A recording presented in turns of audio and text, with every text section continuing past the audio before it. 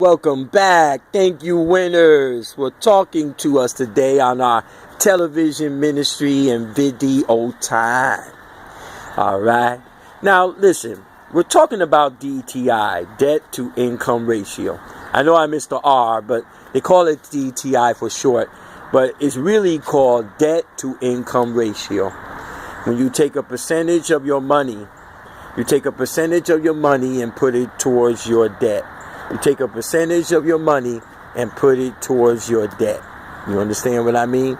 All right. Without that, you can't get much unless you catch a miracle break down the line. All right.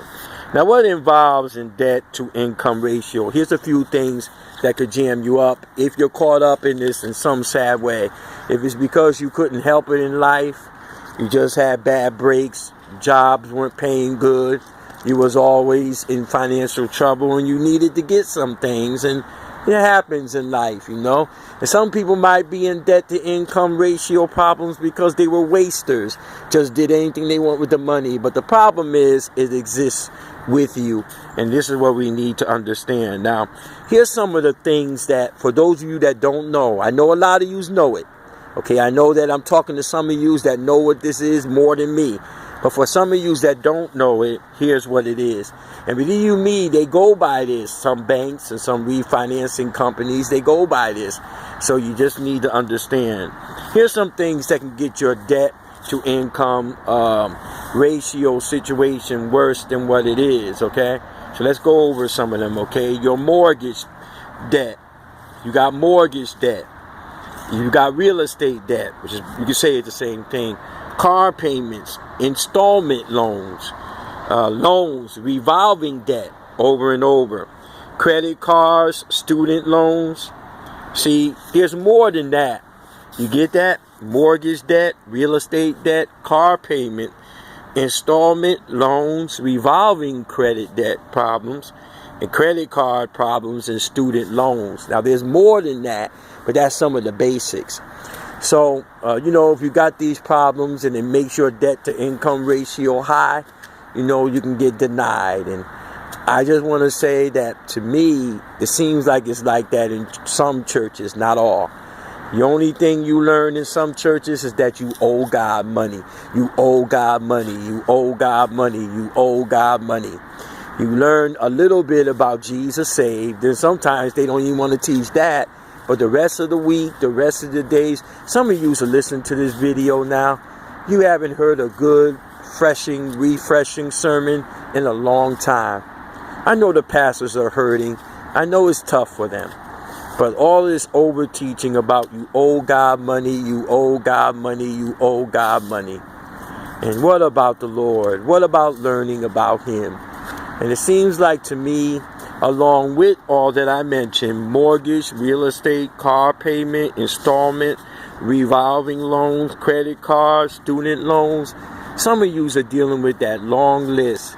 And then what's sadly added is you're being told in church that you have a tithe loan that you owe, an offering loan that you owe, a pay and buy money that you owe. You're not paying enough dues, and you're not buying enough chicken dinners.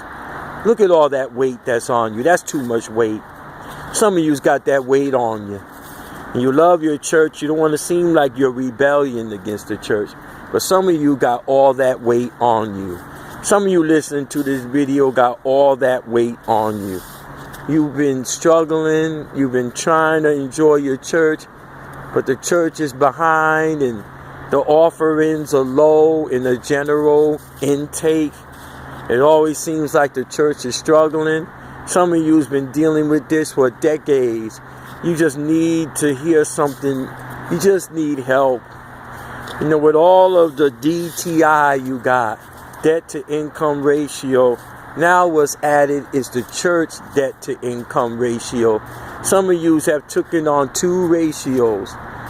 Not your fault. And not even the church for. Some churches are suffering because people are not coming to the church. I don't want to say all churches are guilty of money hungry. No, absolutely not. The fact of the matter is, sometimes churches are good, but people just don't come. Some of you are in good churches. You're in great churches. You're in God-fearing churches. But you can't make the people come. And they just ain't coming. And then the church needs to take up an offering.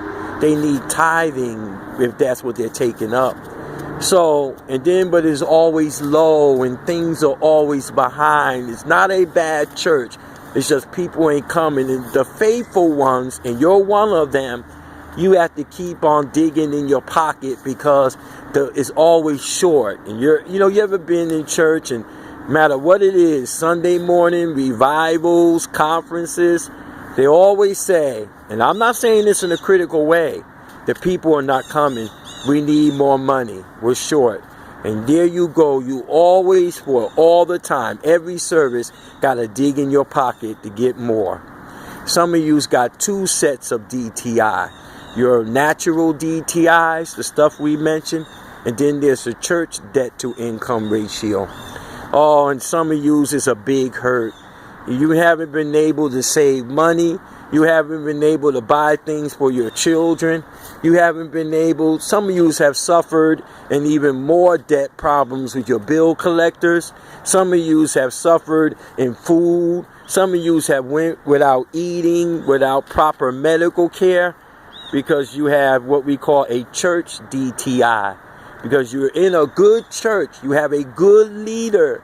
You have a good church. It is not a money-hungry church. No, it is not guilty of taking money, but people ain't coming. People are, and you're not looking for people to come to get money from them. No, let me make that clear. We know there's some churches that do that. Some of you are in good churches. You do not want people to come to get money from them.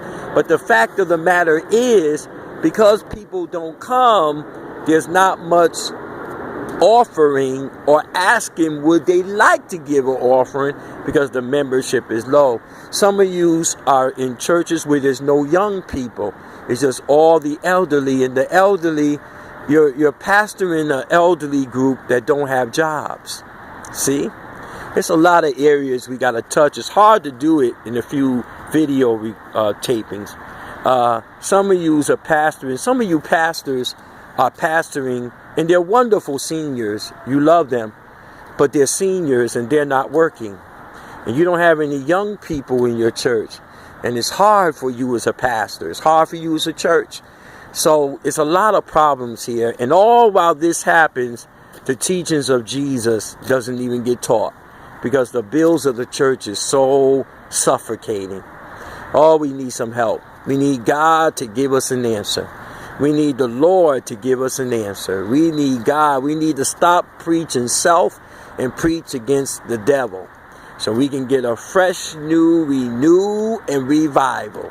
How's that? I'll see you at the next video.